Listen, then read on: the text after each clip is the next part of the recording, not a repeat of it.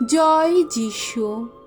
প্রথম পাঠ হিব্রুদের কাছে ধর্মপত্র হতে আজকের বাণী পাঠ, 4 অধ্যায় 14 থেকে 16 পদ। পরম মহাযাজক যিশুর প্রতি বিশ্বাস রেখে আমরা যেন নির্ভয়ে ঈশ্বরের কাছে এগিয়ে যাই।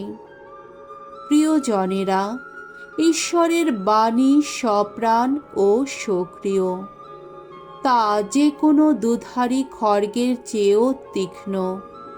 তা অন্তরের সেই স্থানেও ভেদ করে গিয়ে পৌঁছয় যেখানে প্রাণ ও আত্মা এবং গ্রন্থি ও মজ্জার ভাগ বিভাগ।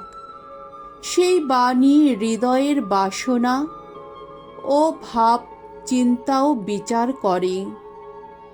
ঈশ্বরের কাছে সৃষ্টির কোনো কিছুই অগোচর থাকতে পারে না। তার দৃষ্টিতে সমস্তই নগ্ন, অনাবৃত, আর তারই কাছে একদিন আমাদের কাজ কর্মের হিসাব দিতে হবে। কিন্তু আমরা তো এক পরম মহাযাজককে পেয়েছি, যিনি আকাশ মণ্ডল অতিক্রম করে গেছেন। তিনি ঈশ্বর পুত্র যিশু। সুতরাং এসো, আমরা যা বিশ্বাস করি অবিচলিত হয়েই তা সকলের সামনে স্বীকার করে চলি। কেননা আমরা এই যে মহাযাজককে পেয়েছি, তিনি আমাদের দুর্বলতার সমব্যথী হতে অক্ষম নন, বরং আমাদের মতোই তিনিও সব দিক দিয়ে পরীক্ষিত হয়েছেন, কিন্তু থেকেছেন নিষ্পাপ। কাজেই এসো, নির্ভয়ে আমরা প্রসাদদাতার সিংহাসনের কাছে এগিয়ে যাই, যেন লাভ করি করুণা, আর প্রয়োজনে যেন পাই ঐশ্য প্রসাদের সহায়তা। প্রভুর বাণী। ঈশ্বরকে ধন্যবাদ। সাম সঙ্গীত 19 অধ্যায় 7 থেকে 9 পদ এবং 14 পদ। ধুয়ো। শাশ্বত জীবনের বাণী তোমারই কাছে প্রভু। ভগবানের বিধান ত্রুটিহীন প্রাণকে সঞ্জীবিত করে। ভগবানের নির্দেশ বাণী সুনিশ্চিত, সরল মতিকে প্রবুদ্ধ করে।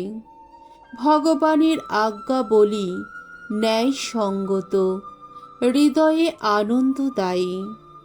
ভগবানের আদেশ বাণী প্রাঞ্জল, নয়নে আলোক সঞ্চারী।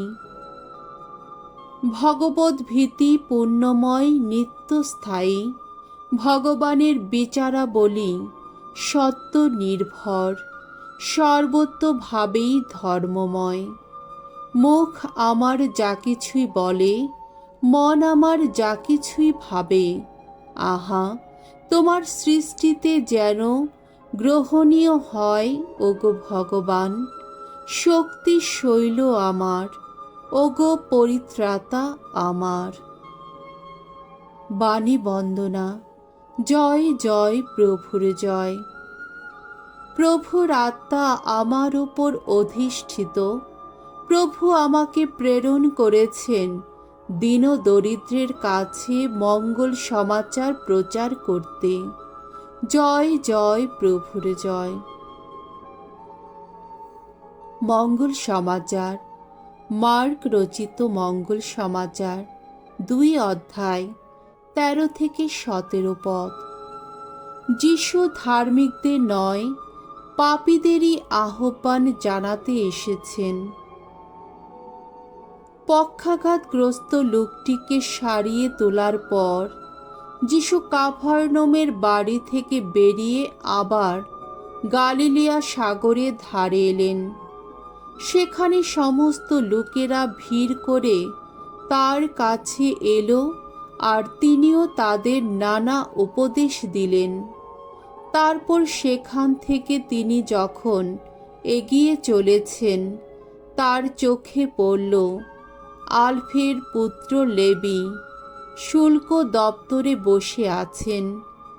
তাকে তিনি বললেন, তুমি আমার সঙ্গে চলো। আর তখনই লেবি উঠে যিশুর সঙ্গে চললেন। পরে হলো কি, যিশু ওই লেবির বাড়িতে একদিন খেতে বসেছেন। সেখানে তখন যিশু ও তার শিষ্যদের সঙ্গে বসে আছে অনেক কর গ্রাহক, অনেক পাপী মানুষ, কেননা এদের অনেকেই যিশুর অনুগামী ছিল। এমন সময়ে ফরিসি দলের কয়েকজন শাস্ত্রী যখন দেখতে পেলেন যিশু এইভাবে যত পাপী ও কর গ্রাহকের সঙ্গে খাওয়া দাওয়া করছেন, তখন তারা তার শিষ্যদের বললেন, এ কি, উনি কিনা কর গ্রাহক আর পাপীদের সঙ্গেই খাওয়া দাওয়া করছেন। এই কথা শুনে যিশু তাদের বললেন, সুস্থ সবল যারা, তাদের তো চিকিৎসকের কোনো প্রয়োজন হয় না, প্রয়োজন হয় তাদেরই। ব্যাধিগ্রস্ত যারা, আমি তো ধার্মিকদের নয়, পাপীদেরই আহ্বান জানাতে এসেছি। প্রভুর মঙ্গলময় বাণী। খ্রিস্ট প্রভু তোমার প্রশংসা হোক।